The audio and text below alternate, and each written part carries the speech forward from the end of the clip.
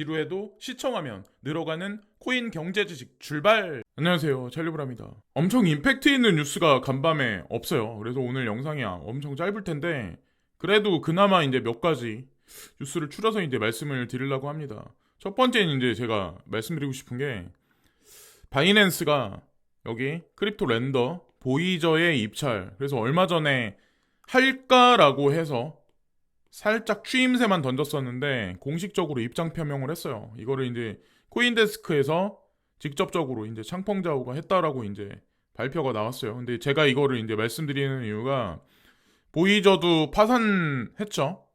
파산해서 회생 절차를 밟고 있는 현재의 와중인데 여기서 이제 바이낸스가 크로스타워가 이제 꼈다가 크로스타워가 바이낸스한테 밀려서 보이제 거래소는 이제 확실시 된 거죠. 사실은 지금 현재 상황으론 이제 바이낸스가 유동성을 주입하겠다고 이제 한 것 같고, 뭐 그렇게 돼서 결과론적으로는 기우뚱 거리다가 뭐 거래소 토큰 가격은 다시 어느 정도까지 이제 회복을 했습니다. 뭐 추후 지켜봐야 되겠지만 어쨌건 죽지 않는다. 그리고 중요한 건 이 친구들도 마찬가지로 아마 이런 과정을 천천히 겪지 않을까라는 생각을 합니다. 그리고 여기 크로스타워가 또 하나 이제 나왔는데, 원래는 보이저 거래소 입찰하겠다 했었는데 보이저 입찰 이외에라고 여기 나오죠. 그러니까 이거는 물 건너갔고 추가 암호화폐 인수를 주시하고 있습니다. 그래서 다른 얘기가 아마 향후에 나올 거예요. 그래서 이것도 예의 주시해서 이제 봐야 되는 흐름이고, 끝나야 끝나는 거다. 그리고 한국 분들 같은 경우는 유믹스 코인 투자하신 분들이 상당히 많을 텐데, 저는 솔직히 이 코인이 뭔지는 모르거든요.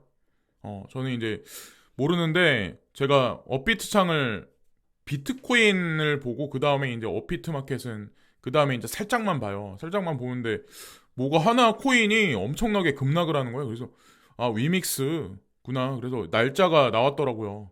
12월 8일 날 3시에. 그래서 오늘인가? 오늘 오전인가 아마 여기 대표가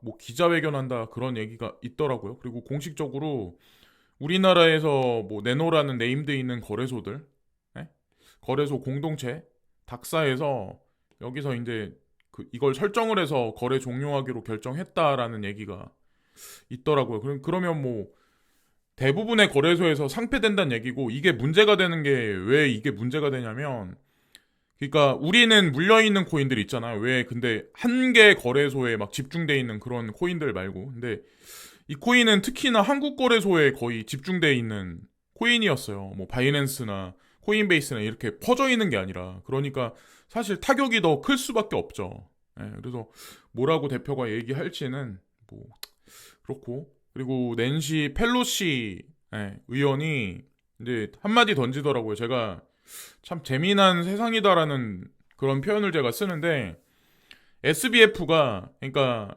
23시 전이라고 그러니까 이거보다는 시간이 더 이제 전이겠죠. 11월 30일 날 본인이 여기 그 뉴욕타임스 뭐 서밋에 나와서 발언하겠다라는 얘기를 했었잖아요. 근데 이거를 공식적으로 언급을 했어요.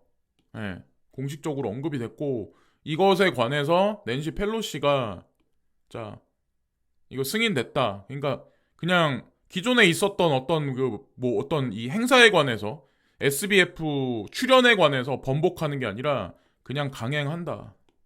근데 이런 지금 FTX 파산이 아직까지 어느 정도 회복도 안 된 상황에서 정치 권력자가 개입을 해서 이런 발언을 해준다? 과연 어떤 게 뒤에 이면에 있을지. 그리고 내년 성장률이 1.7%다. 금리 베이비 스텝 속도 조절. 제가 이거는 한국 얘기거든요.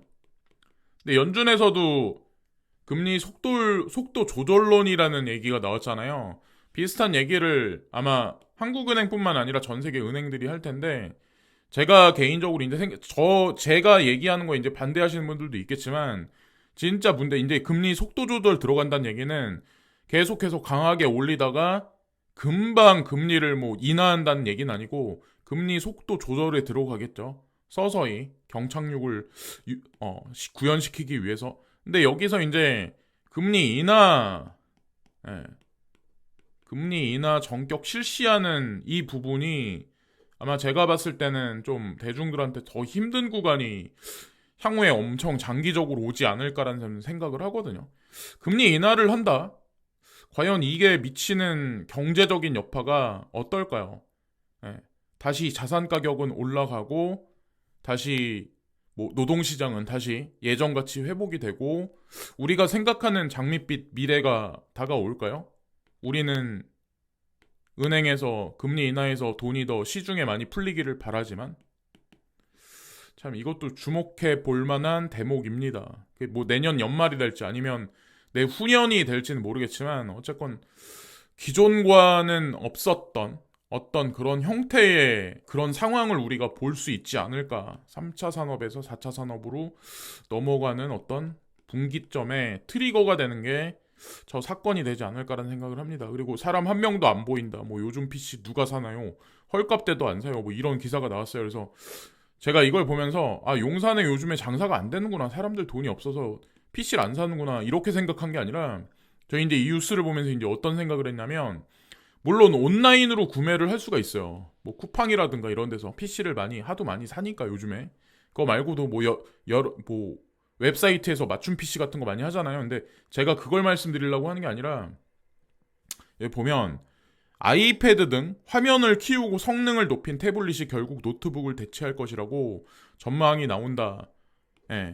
애플 CEO가 태블릿이 노트북이나 데스크톱, 컴퓨터의 대체제가 될 것이라고 자신했다. 이 얘기를 하는데 실제로 그래요. 아이패드는 내년에 제가 알기로 14인치짜리인가? 네. 14인치짜리랑 16인치짜리 이거를 이 신제품이 나오는 걸로 알고 있거든요. 향후에. PC는 형태가 크죠? 그죠?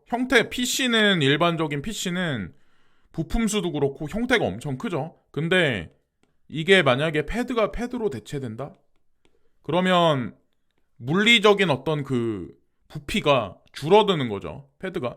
저는 제가 이걸 말씀드리는 이유가 우리가 지금 살아가고 있는 3차 산업에 많이 이렇게 국한되게 그렇게 많이 활동하시는 분들 그런 산업들은 결국에는 다 축소되고 빈 공간으로 되고 아마 제가 보기에는 그렇게 될 것 같다라는 생각을 하거든요.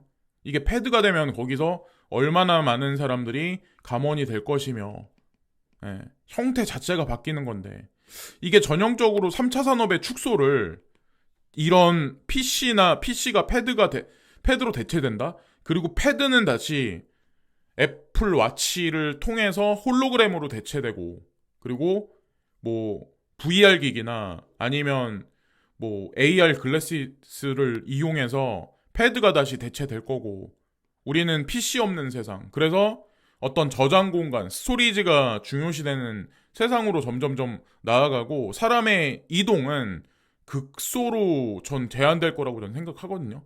미래 사회. 그래서 많은 사람들은 VR 세상에서 이런저런 뭐 생업 활동을 하게 될 거고 스토리지 관련해서 데이터 저장 장치에 관련해서 아마 지금보다는 훨씬 더 중요성이 부각되는 서버라든가 데이터에 관해서 그런 세상이 이제 구현될 거라고 저는 생각을 하는데 하여튼 이 뉴스가 저한테는 이제 그런 느낌을 보여주더라고요. 그게 사실 코인 시장하고 관련이 있고 그래서 하여튼 그렇습니다. 지금 뭐 숫자만 보면 힘이 안 나고 그런 코인 시장이긴 하지만 자 끝까지 힘을 내시고요. 자 오늘도 좋은 하루 되세요. 감사합니다.